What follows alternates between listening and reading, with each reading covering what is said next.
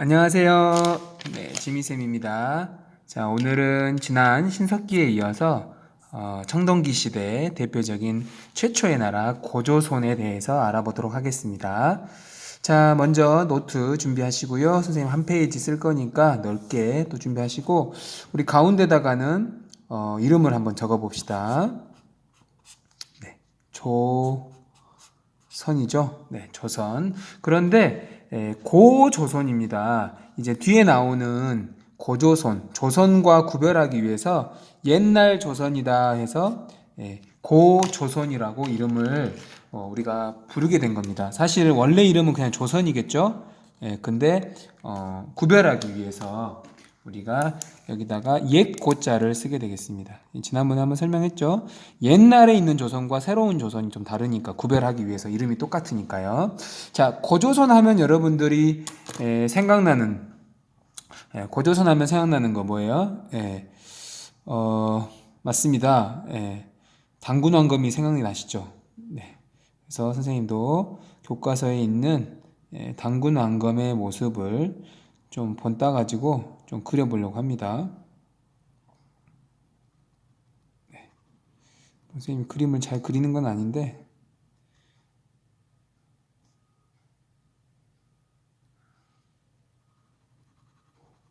이렇게 당군왕검의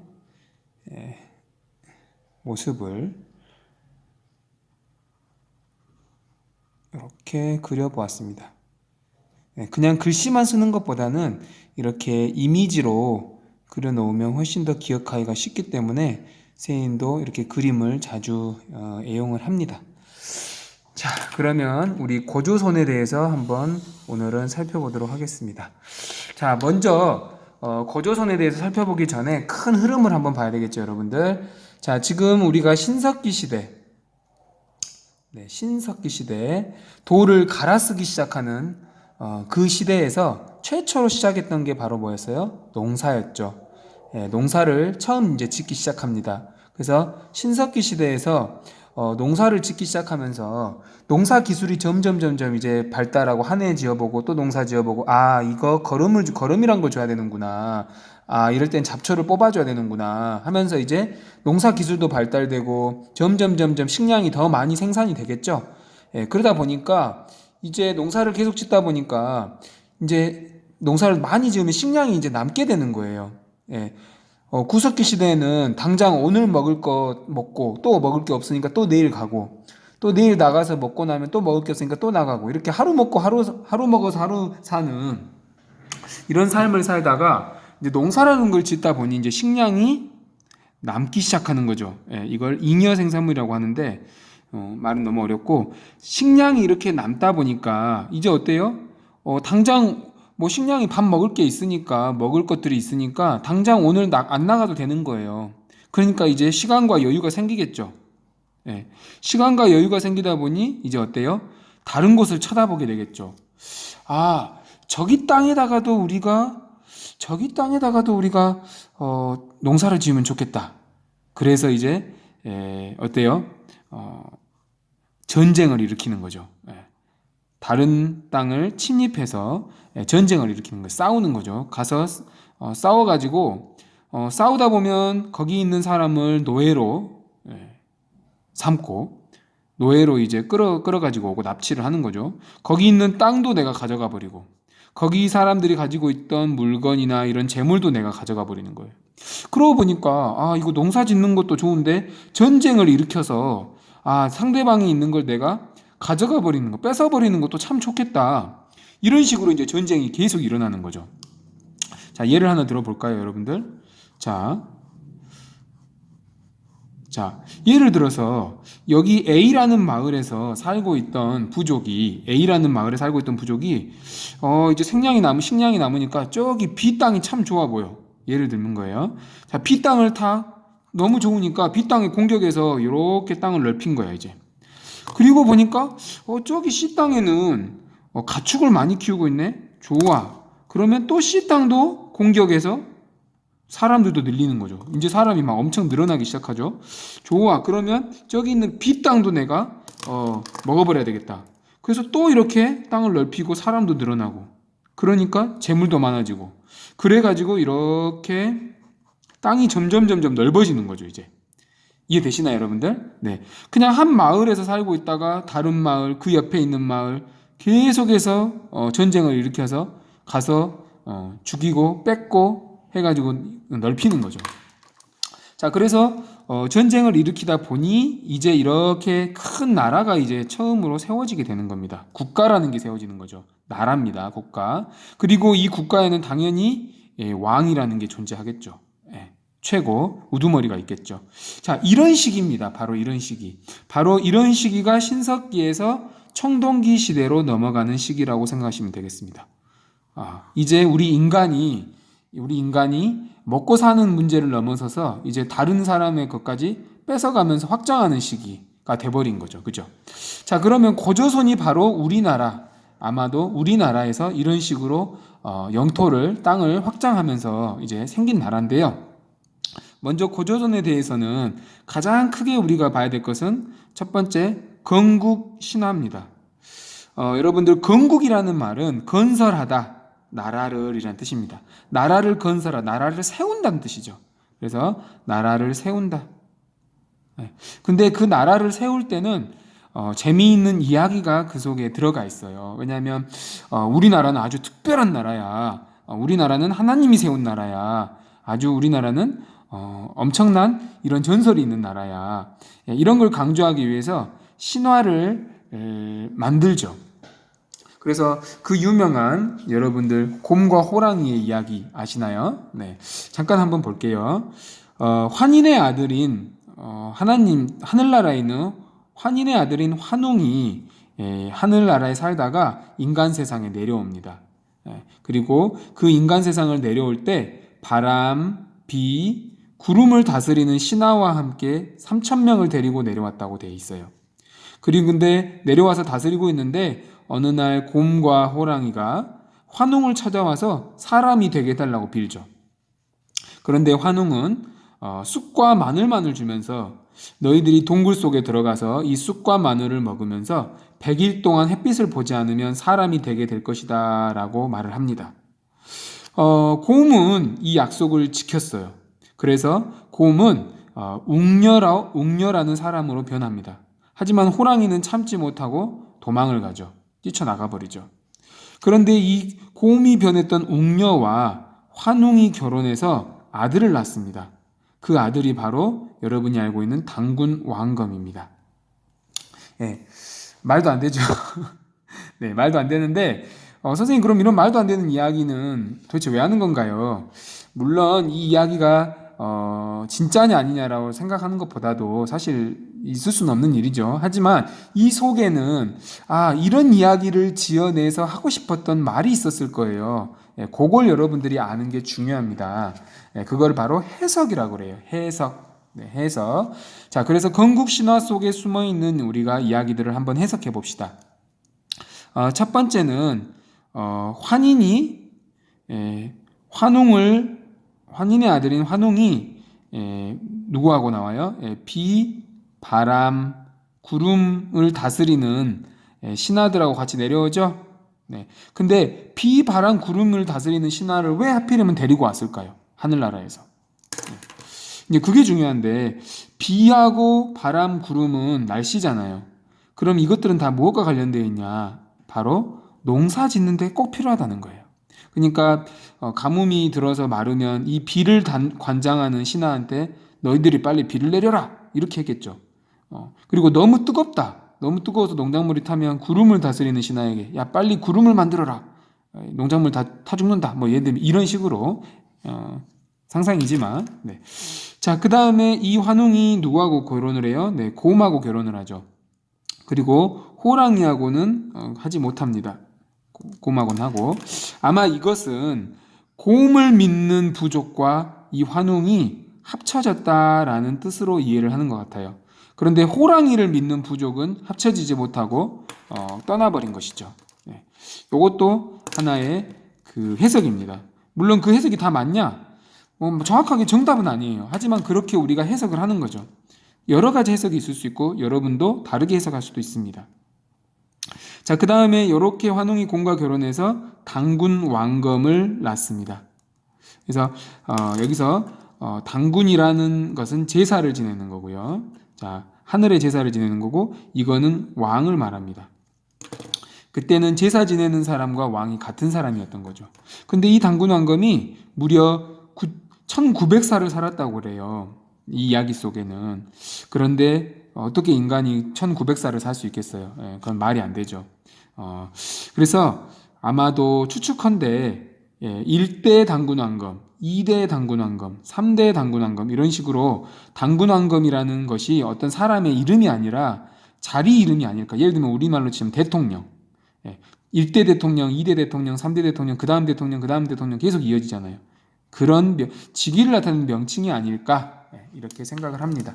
자, 그 다음에 이제 나라는 이렇게 세워졌고요. 그렇다면 이 나라가 도대체 언제 세워졌고 어느 시기에 세워졌고 어느 장소에 위치가 어떻게 되는지 사실은 여기에 대한 기록은 없어요.